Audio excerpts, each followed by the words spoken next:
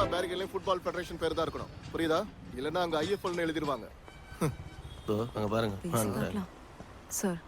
நீங்க எதுக்கு சார் என்ன விரோதியா பாக்குறீங்க? பொண்ணு வயசு இருக்கிற என்கிட்ட இந்த ஆள் தப்பா பேசினதை நான் தட்டி கேட்டதுனாலயா? அதுக்காகவா மலப்புரம் கிரவுண்டுக்குள்ள கூட என்ன ஏத்தல?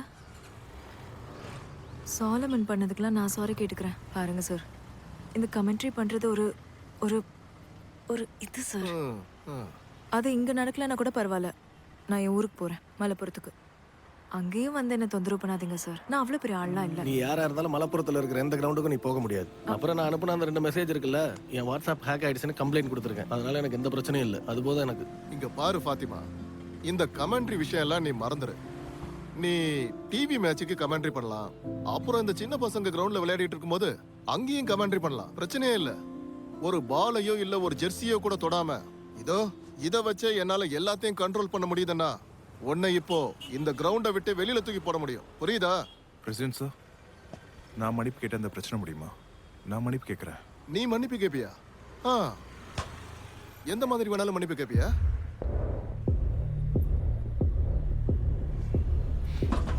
சொல்லுங்க.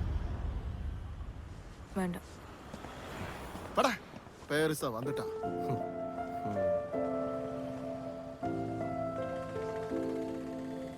ஏய் ஃபாத்து, அவங்க எல்லாரும் உன்னை முழுசா பிளாக் பண்றாங்க. இப்போ என்ன பண்றது?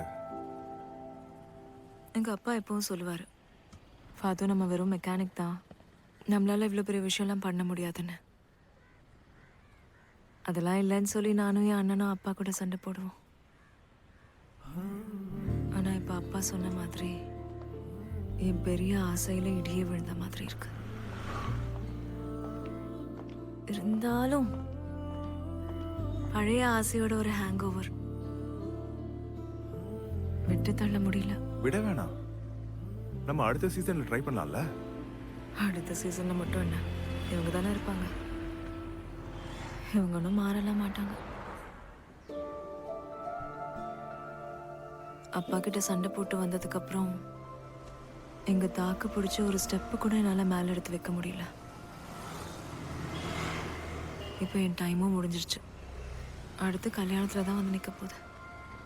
எல்லாரும் என்கிட்ட சொன்னாங்க இது ஒரு பைத்தியக்கார ஆசைன்னு. இதெல்லாம் மூட்டை கட்டிட்டு வீட்டுக்கு போன்னு சொன்னாங்க. இது ஒரு பைத்தியக்கார ஆசையா இருந்தாலும் இப்போ இது என்னோட கனவு. சரி விடு, நம்ம ரம்யாவோட ப்ரோக்ராம் போனோம்ல, அவர் கால் பண்ணிக்கிட்டே இருக்கா. வா போலாமா?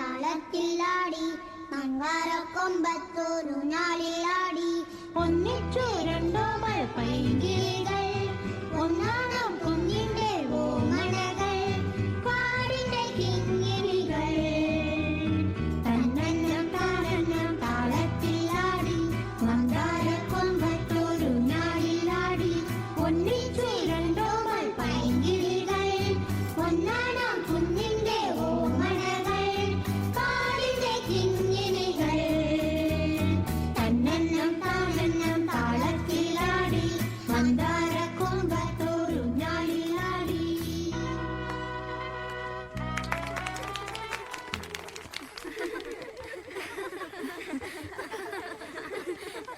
மை டியர் ஏஞ்சல்ஸ், என்னோட செல்ல குட்டிகளா, இன்னைக்கு டான்ஸ் ஆடி பாட்டு பாடின எல்லாருக்கும் ஒரு பெரிய கைத்தட்டல் கொடுக்கலாமா? உங்க எல்லாருக்கும் கிஃப்ட் கொடுக்கறதுக்கும் உங்க எல்லாரையும் பார்த்து உங்ககிட்ட எல்லாம் பேசுறதுக்கு ஒரு அக்கா இங்க வந்திருக்காங்க. அந்த அக்காவை கூப்பிடலாமா? Let's welcome on stage our chief guest lady commentator Fathima Noorjahan. Come on Fathima, வந்து எங்க குழந்தைங்க கிட்ட ஒரு 2 வார்த்தை பேசுங்க. ஏய், நான் வரல. ஐயோ, நான் இப்ப இதெல்லாம் பண்ற நிலைமையில இல்லடி. நீ இந்த மைக்க புடி முதல்ல. ஏய், ப்ளீஸ். மூஞ்சிலே குத்துனா பாரு, மைக்க புடி. இத உன் கிரவுண்டா நினைச்சுக்கோ, எல்லாமே சரியா போயிடும். வா. ம்.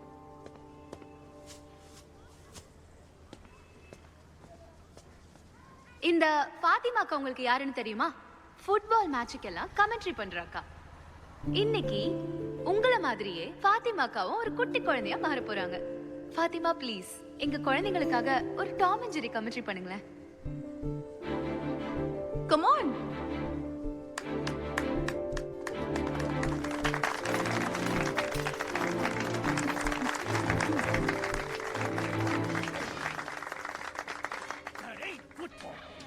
ஆஹா, நம்மளோட டாம் இப்போ கருப்பு வெள்ளை கலர்ல இருக்கிற ஒரு ஃபுட்பாலை ட்ரிபிள் செஞ்சு ஜகிள் செஞ்சு இப்போ வந்துட்டு இருக்கான். ஆட்டத்தோட மொத்த வித்தையும் தெரிஞ்ச ஒரு ஃபுட்பால் பிளேயர் மாதிரியே பந்த வானத்துக்கும் காலுக்கும் அடிச்சுக்கிட்டே முன்னாடி நடந்து போறான். கருப்பும் வெள்ளையுமா இருக்கிற அந்த ஃபுட்பாலோட பேர் தான் டெல் ஸ்டார். அந்த பந்துக்கு ஏன் அந்த பேர் வந்துச்சுன்னு உங்களுக்குலாம் தெரியுமா? ரொம்ப நாளுக்கு முன்னாடி நம்ம டிவி எல்லாம் பிளாக் அண்ட் ஒயிட்டா இருந்தப்போ டிவியில பந்து வெள்ளை வெள்ளையா இருந்துச்சு. பந்தை யாராலையும் பார்க்க முடியல.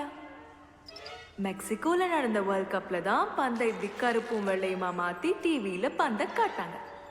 அங்க பாரு, டாம் காலால உதச்ச பந்துல பேஸ்ட் மாதிரி ஜெரி ஒட்டி இருக்கிறத பாருங்க. கையில தோச்ச துணி மாதிரி தூக்கி அடிச்சு கோல் போஸ்ட் முன்னாடி வச்சு டாம் எட்டி ஒதிக்க போறான். ஜெரி இப்போ போஸ்ட் நடுவுல நிக்குது. பந்து நேரா வர ஜெரி வேகமா நகருது. ஜெரி கோல் விட்டாலும் நம்ம டாம் கிட்ட தோக்கல பசங்களா.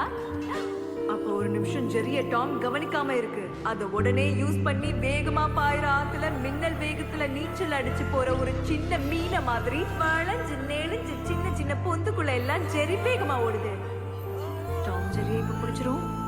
இப்போ டாம் சார் கீழே போயிடுச்சு, கீழே விழுது. இப்போ ஜெரி வேகமா ஓடி வந்து கையில இருக்கிற பேட் எடுத்து டாம் பின்னாடியே ஓங்கி அடிக்குது.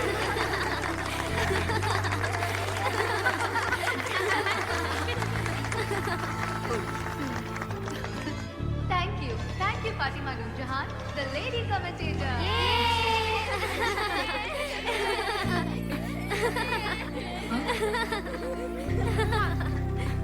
எனக்கா? Thank you. Bye.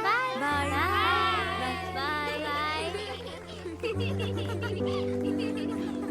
ரொம்ப சூப்பரா இருந்தது madam. Thank you madam. Thanks. பாத்தியா? உங்க ஃபேன்ஸா